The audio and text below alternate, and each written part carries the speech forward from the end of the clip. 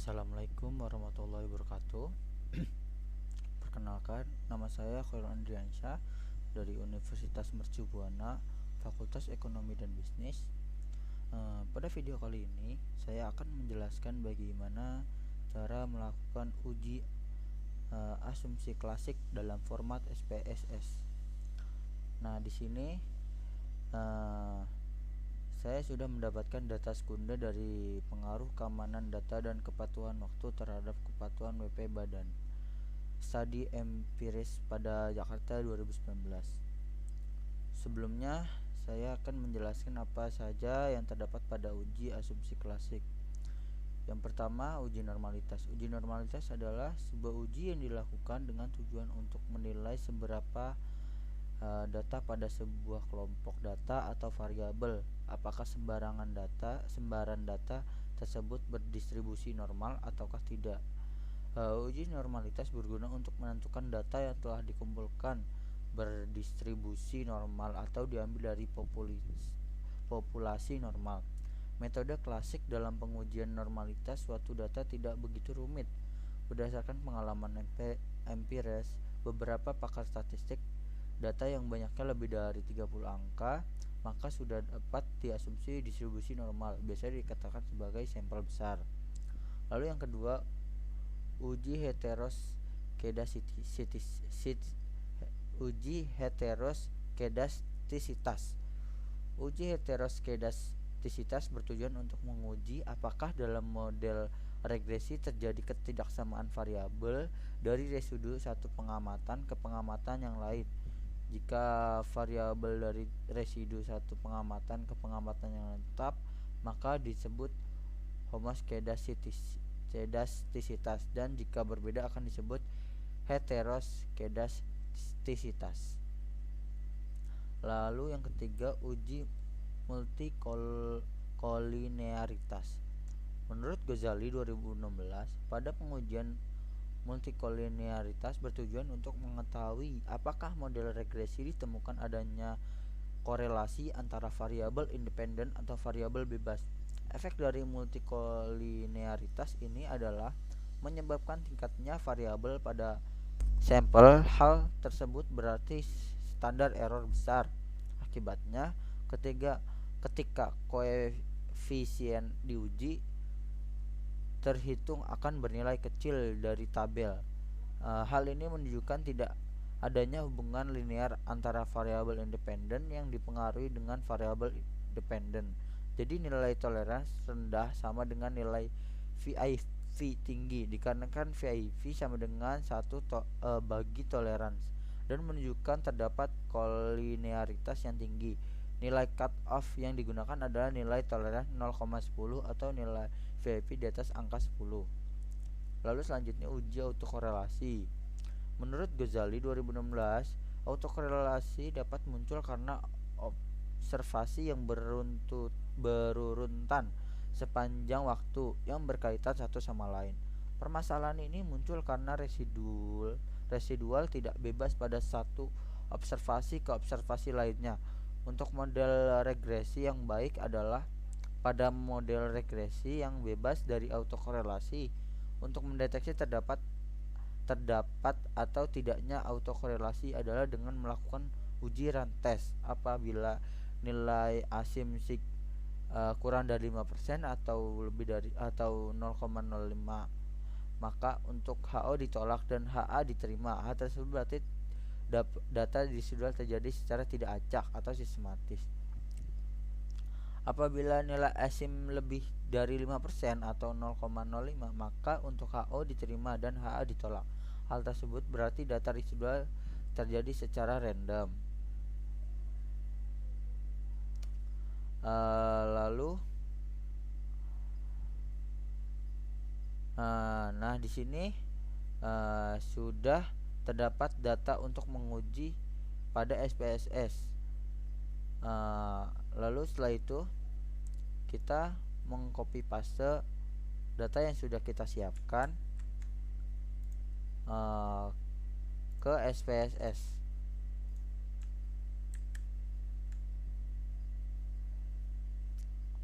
Oh iya, jangan lupa untuk mengubah dari string ke numeric. Semuanya numeric.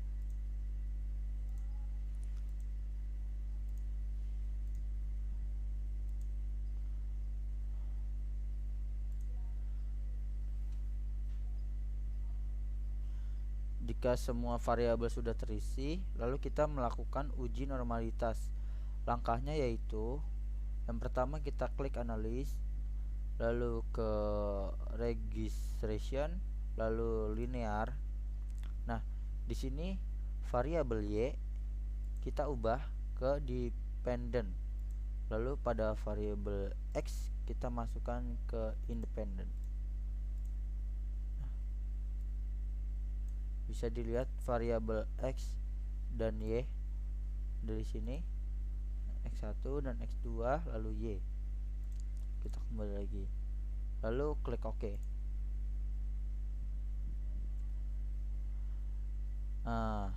Nah, jika sudah tekan OK, maka akan muncul output seperti ini. Lalu langkah selanjutnya kita ke non parametric test, lalu ke legacy dialog, lalu ke sampel KS, klik. Nah, di sini kita pindahkan semua variabel yang ada. Jangan lupa ini centang normal, lalu klik OK. Nah, di sini sudah muncul hasil uji normalitas. Lalu kemudian kita akan mengcopy uji normalitas yang ini untuk dipindahkan ke Microsoft Word untuk dilakukan analisanya. Kita copy.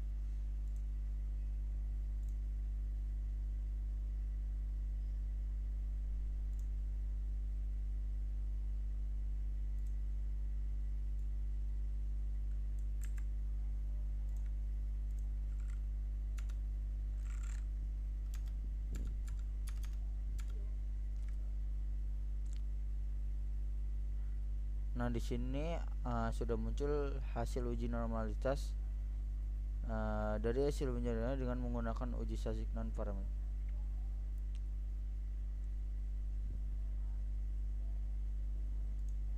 Lalu analisisnya,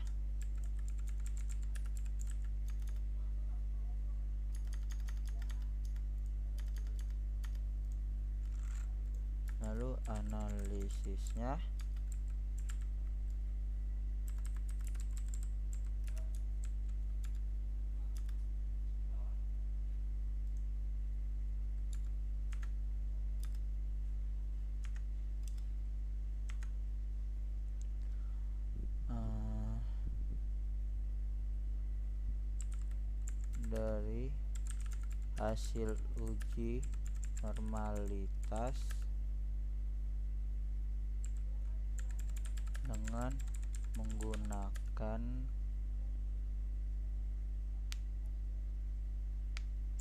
uji statistik non parametric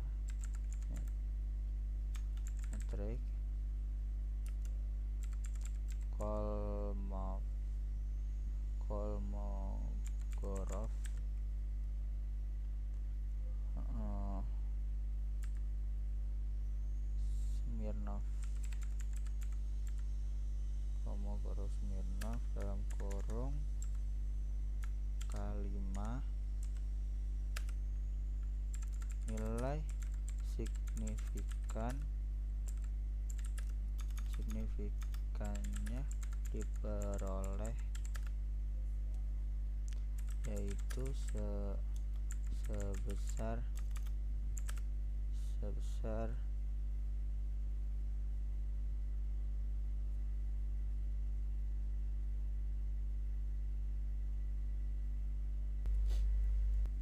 diperoleh variabel 7 sebesar 0,392 atau 3,2%.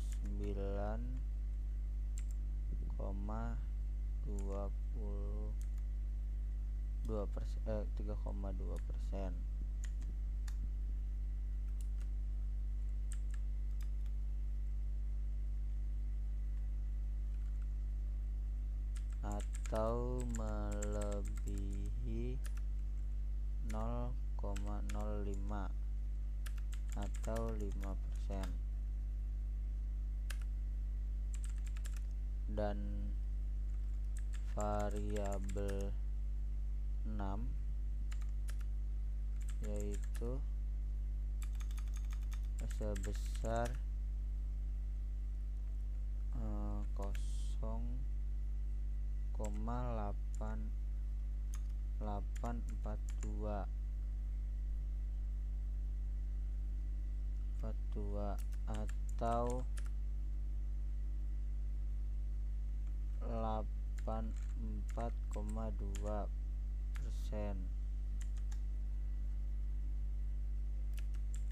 atau melebihi 0,05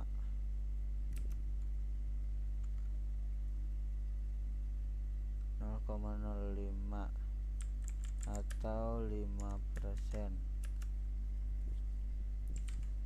Dan variabel 5 sebesar 0,980 atau 98,0% atau melebihi 0,05 atau 5%. Nah, artinya dapat disimpulkan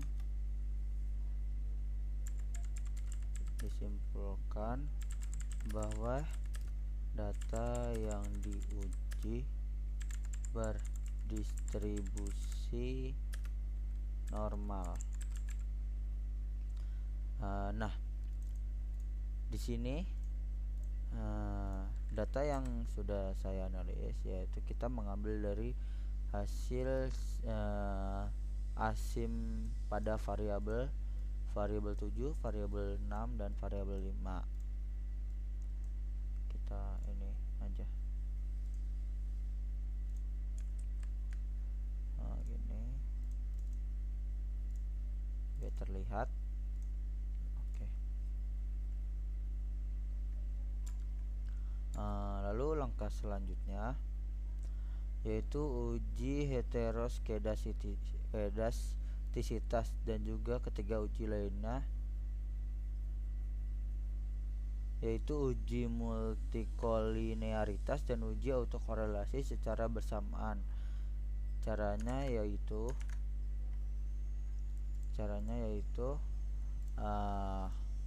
kita ke analis, lalu ke regresi, ke linear. Nah, di sini sudah tersimpan data yang tadi, lalu kita ke plot, lalu kita variabel y ini seresit masukin ke variabel y, lalu express kita masukin ke variabel x, lalu kita continue. Lalu setelah itu kita ke statistik, kita centang yang ini R-squared change, lalu part of partai correlation, lalu ini collinearity diagnostic, lalu conformal matrix Durbin matrix. Yang ini juga covariance matrix, lalu Durbin action, lalu continue, lalu klik OK.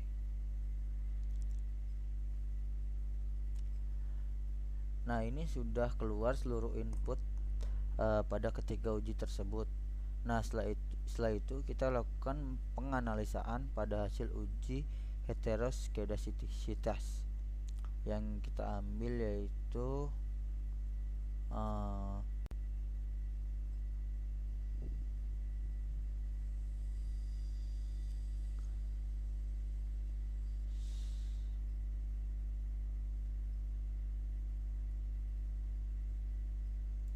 gini.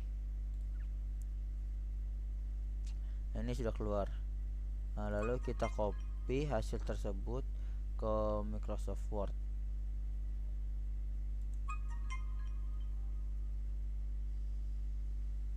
Lalu kita ke sini. Kita copy paste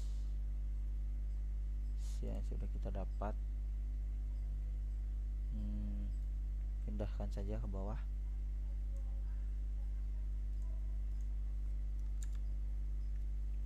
Lalu analisisnya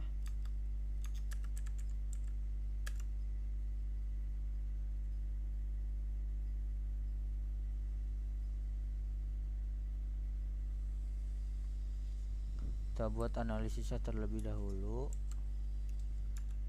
yaitu dari hasil pengujian heteroskedastisitas menunjukkan hasil grafik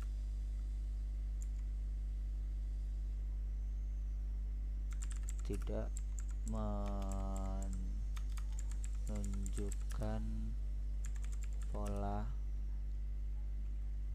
tertentu, sehingga dapat disimpulkan bahwa data yang diuji tidak mengalami gejala heteroskedasitas.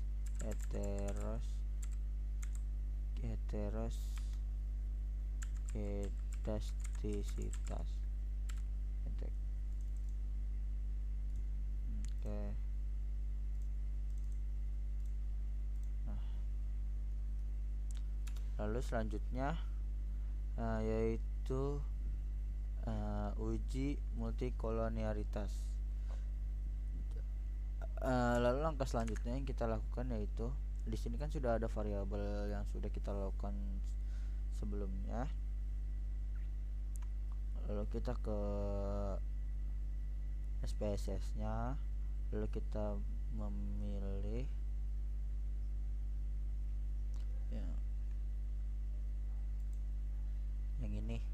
yang ini, lalu kita copy, lalu kita pindahkan ke Microsoft Word. Lalu seperti ini.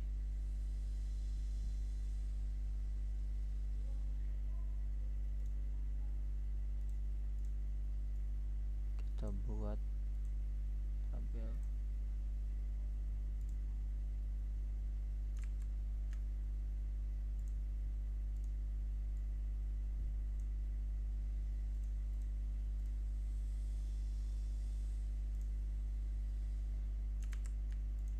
Biarkan saja.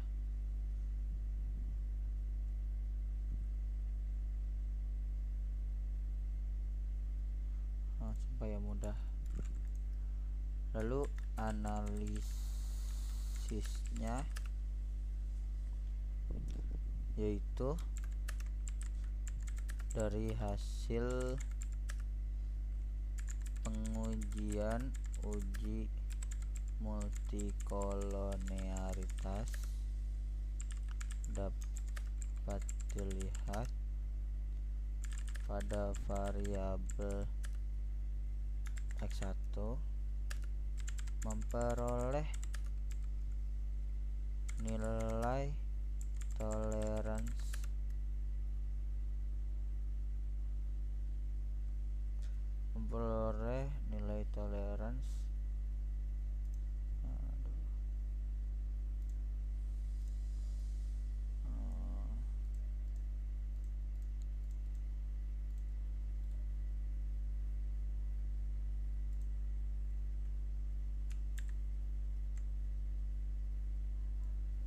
rapihkan sebentar.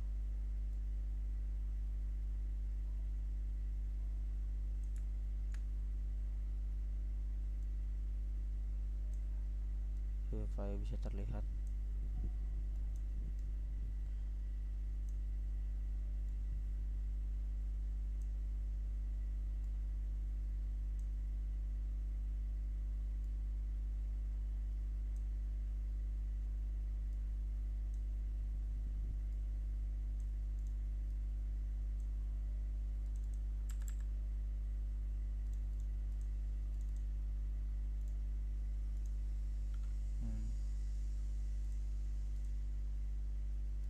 Nah, di sini kita turunin saja ke bawah ya.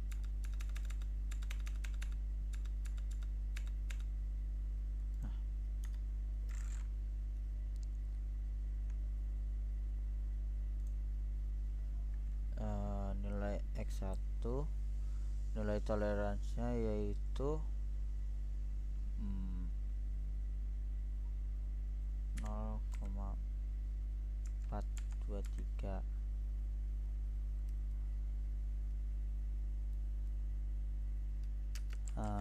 Dan nilai VEV sebesar 2,364. Lalu variabel X2 nya memperoleh nilai toleransi sebesar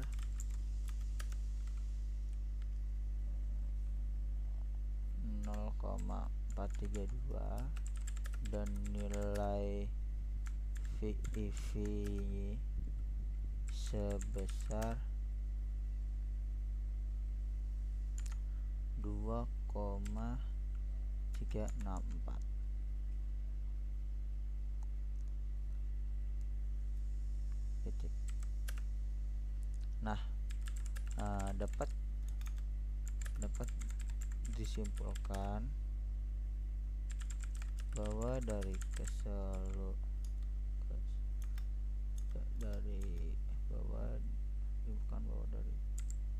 keseluruhan variabel independen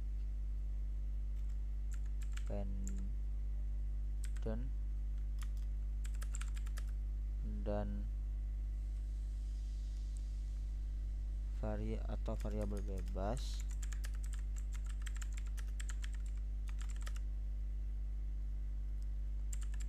yang diuji tidak terjadi uji multikoliniaritas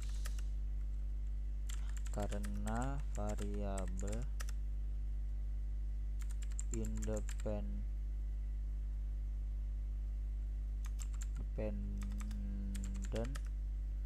memiliki nilai toleransi sebesar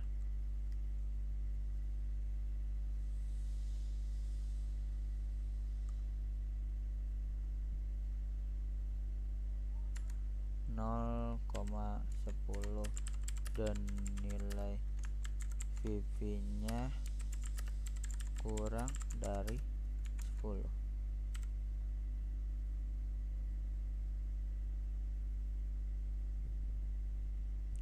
Nah,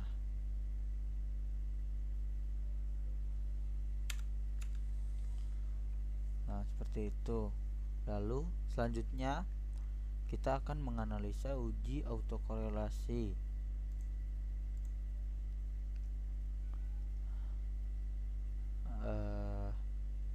Yaitu kita kembali ke SPSS, lalu kita memilih yang ini, model Semari.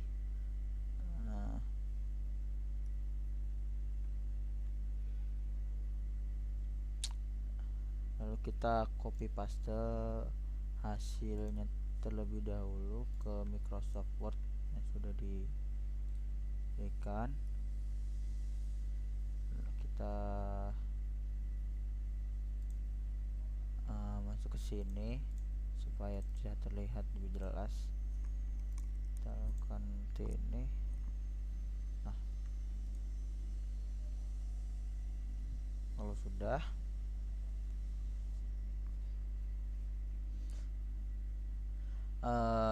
kita buat analisisnya,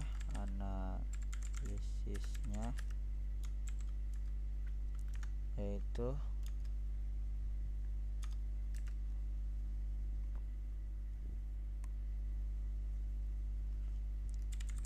jika kita menggunakan keputusan Imam Ghazali, data penelitian dari hasil uji autokorelasi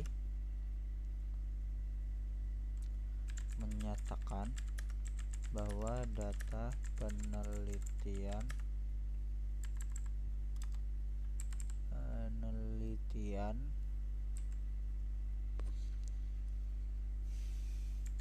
tidak mengalami autokorelasi.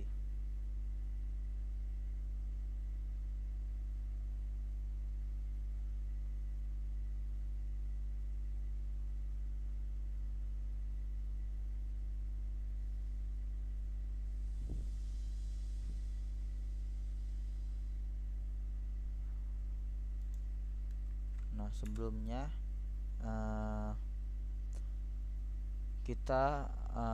sebelumnya kita akan menggunakan hasil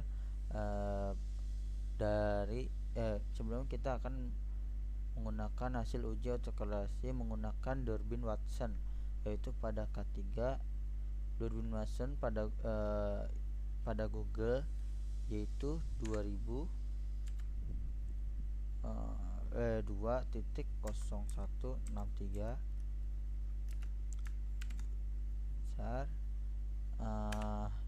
yang ini kita ambil yang ini 2576 2.576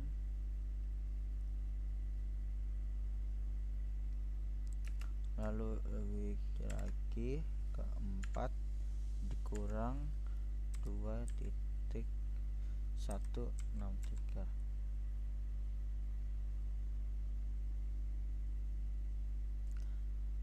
Nah, jika kita menggunakan keputusan Imam Ghazali, data penelitian dari hasil uji autokorelasi menyatakan bahwa data penelitian tidak mengalami autokorelasi. Nah, jika pada tabel ini lebih besar dari Durbin Watson K3 tidak mengalami autokorelasi, yaitu lebih besar dari ini. Nah, jika hasil dari Durbin Watson yang kita lakukan uji coba lebih kecil dari ini, maka akan mengalami heterokorelasi.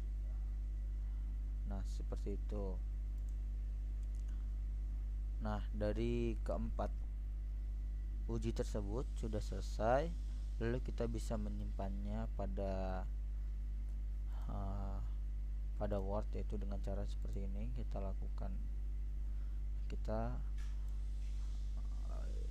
save pada bagian ini, tugas.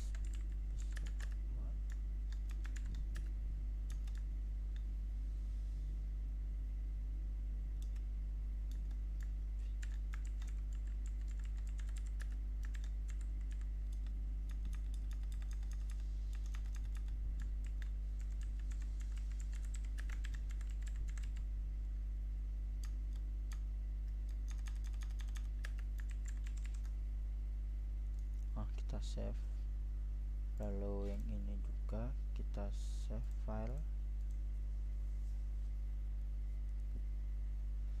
lalu kita save all data.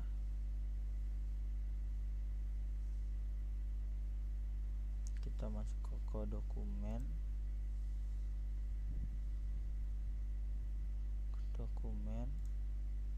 lalu kita klik sini.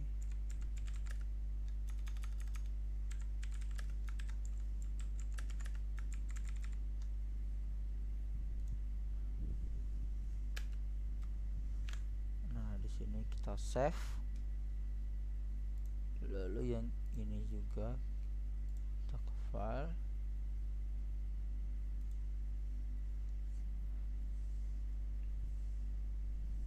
kita tulis output